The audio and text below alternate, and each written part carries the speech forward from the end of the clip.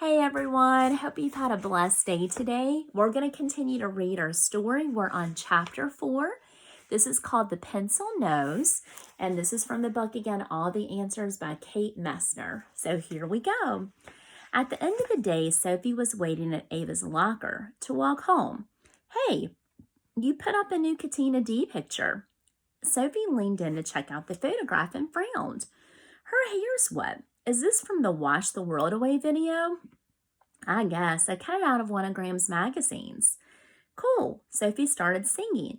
Let it rain, let it pour, 'cause I'm not going to stand for your lies anymore. And did a few dance moves while Ava reached for her assignment book. Wash the World Away was their favorite Katina D song. Ava loved the video of the band dancing in the pouring rain, even though Graham couldn't get past Katina's too short skirt. Thanks for waiting. Ava slammed her locker and headed outside with Sophie. You never finished telling me about the math test earlier, Sophie said. What happened? It was like I kept hearing this voice. Ava paused. She hadn't planned to bring up the test voice again. It sounded so weird. In books and movies, it was always crazy people who heard voices in their heads. But this was Sophie, and Ava told Sophie everything. The voice was telling me answers. I knew you were ready for that test.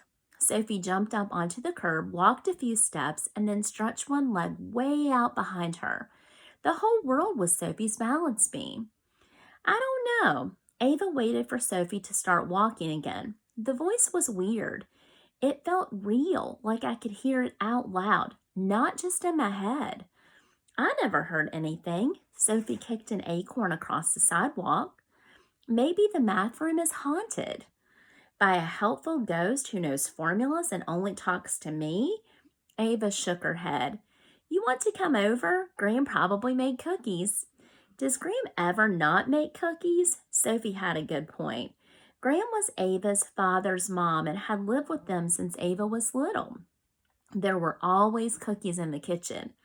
Sophie glanced up at her house. Mom's home and I haven't seen her since Friday because it was Dad's weekend.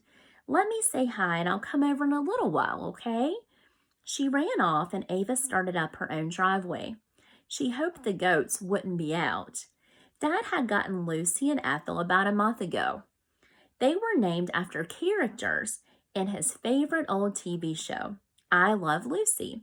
Lucy and Ethel were supposed to give milk, which Dad was supposed to sell in the store, which was supposed to draw business for miles around. But it hadn't worked out that way, so now they had a cooler full of weird milk that nobody bought and two grouchy goats who sounded like scary, screaming people when they bleated. When she wasn't hollering, Lucy was actually okay. She mostly ate grass and ignored everybody. But Ethel spent her whole life stalking Ava. She'd wait by the fence until Ava got home from school and then run at her. Dad always laughed. She won't hurt you. But Ava never stuck around to see what would happen if Ethel caught her. She'd veer off the driveway into the tall grass and end up covered in burrs and dandelion fluff. Today, the goats were fenced in, and that was good. Ava wanted to get to her room, close the door, and think. Meh, Ethel bleated at her as she hurried towards the house. That you, Sugar Plum? Graham called when the kitchen door slammed. Yep. Ava grabbed two warm peanut butter cookies from the kitchen counter and headed for the living room. Graham was there, spraying water on his shirt on the ironing board and watching CNN. Graham's Jesus notebook was open next to the starch. She kept a list of all the situations in the world that she thought needed help so she could pray for them. Ava knew that her name ended up on Graham's list a lot of days, too. Graham was the first person to notice when Ava was feeling especially anxious. She always caught Ava blinking too much, a sure sign Ava's insides were in knots. Then Graham would ask if she was okay, and Ava would insist she was fine, but she knew as soon as she left the room her name was going in that notebook, right next to the prime ministers and presidents and war-torn nations in Africa. Jesus had a mustache on a notebook cover now, thanks to Marcus and his black Sharpie. When Ava first saw that, she thought Graham would be furious. But Graham laughed and said if Jesus doesn't have a sense of humor, then nobody does. Got homework? Graham said, turning over the shirt. Yep, I'm going to go start on it. Sophie's coming over later. Ava blew Graham a kiss and headed up to her room. If she had time after homework, she wanted to find a new quote for her wall. She'd started posting them on big pieces of paper, like Mrs. Galvin's in the library. The bulletin board next to Ava's desk wasn't cluttered with party photos and ribbons and medals like Sophie's, but she did have a couple of ribbons from the fun runs she used to do in elementary school. Ava was pretty fast, even though the only running she did now was fleeing from Ethel. Besides the ribbons, the bulletin boards held some yarn and feather crafts from her day camp last summer and a couple of school art projects, an Egyptian foil drawing and a black and white labyrinth design that had taken her forever. She had 2 quote posters now too, designed with color markers and her little owl cartoons. The first quote was from Henry Wadsworth Longfellow. The best thing one can do when it's raining is to let it rain. Ava didn't know who Henry was, but she liked the quote because it reminded her of that Katina D video. Ava wished she could be the kind of person who danced through a thunderstorm instead of hiding under the bed with dust bunnies and old stuffed animals. Sophie would do that, at least until Ava warned her that lightning kills an average of 60 people in the United States every year and made her come inside. The other quote on Ava's wall was attributed to her mom's favorite writer, Maya Angelou. I've learned that people will forget what you said, people forget what you did, but people will never forget how you made them feel. Ava liked that one because even though she messed up math tests and was afraid to try out for the track team and jazz band, she knew she was a pretty good friend. It was nice to think that mattered. Ava thought she might add Mrs. Galvin's forgiveness quote from the library next, but she needed to do homework first, so she sat down at her desk and pulled out her math folder. The test review packet was right on top. Ava knew all the formulas now that the test was over. Maybe that voice in class really had been the voice in her head, finally doing its job. Ava opened her desk drawer and took out a yellow legal pad. Mom ordered boxes of them to use for her financial stuff, and Ava had come to like them too. They made her feel organized and official and in control.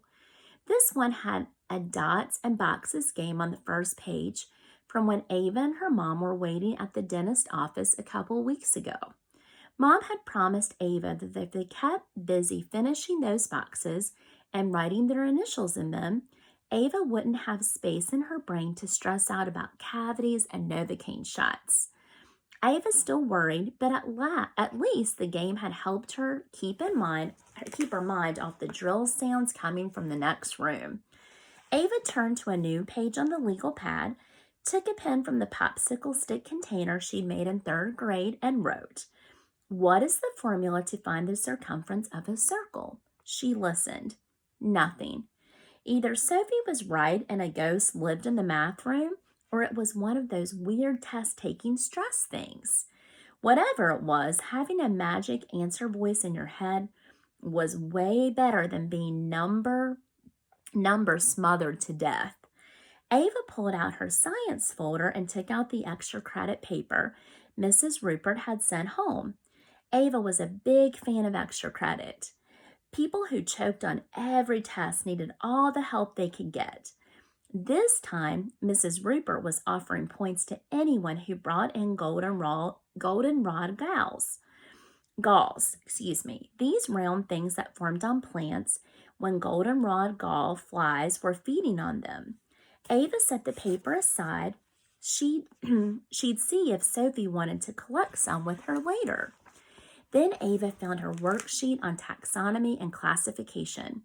Mrs. Rupert required pencil, so she pulled the blue one from her backpack.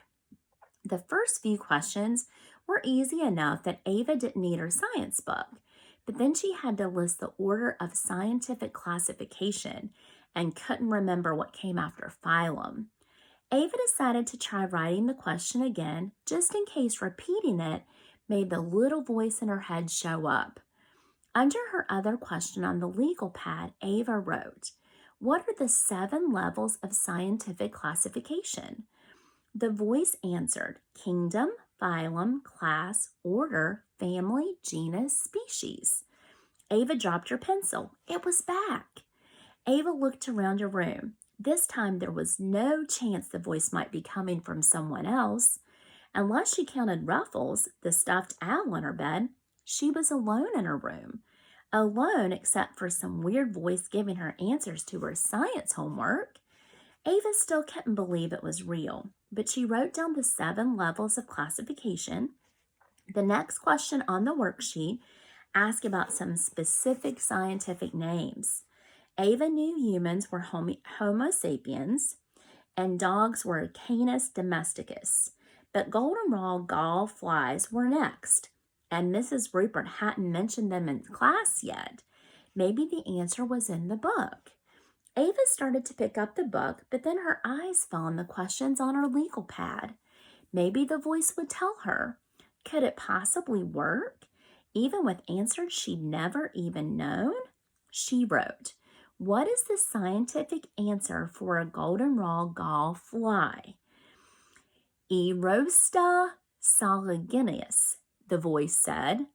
Ava's mouth dropped open. She scribbled down the words, then looked up goldenrod gall fly in her science book index to check. There it was, under a photograph on page 241, goldenrod gall fly. Ava put this pencil down. She knew she never heard of that scientific name, so there was no way the voice was coming from her head. But why did it only work sometimes? Ava looked down at the math questions scribbled on her legal pad. Maybe the voice was tired of math. Ava ran her finger over the unanswered questions, and the ink from the pen smudged a little. She looked at the science questions. Then she looked at the pencil. She picked it up and wrote, what is the formula to find the circumference of a circle? 2 pi r, the voice said. Ava picked up the pen and wrote this exact same thing. The voice was quiet. She wrote it once more with a pencil. There was the answer again, loud and clear, 2 pi r. The voice wasn't coming from her head. It was coming from the pencil. The blue pencil knew things. I'm here. Ava jumped and the pencil went flying across her room. Nice welcome, Sophie laughed and swooped down to pick it up. She handed it back to Ava. What's up? Sit down, Ava took a deep breath. You're not going to believe what just happened. So tomorrow night, we will do chapter 5, which is called M&Ms and Underwear. So see you later, guys. Hope you're having a great day. Talk to you soon.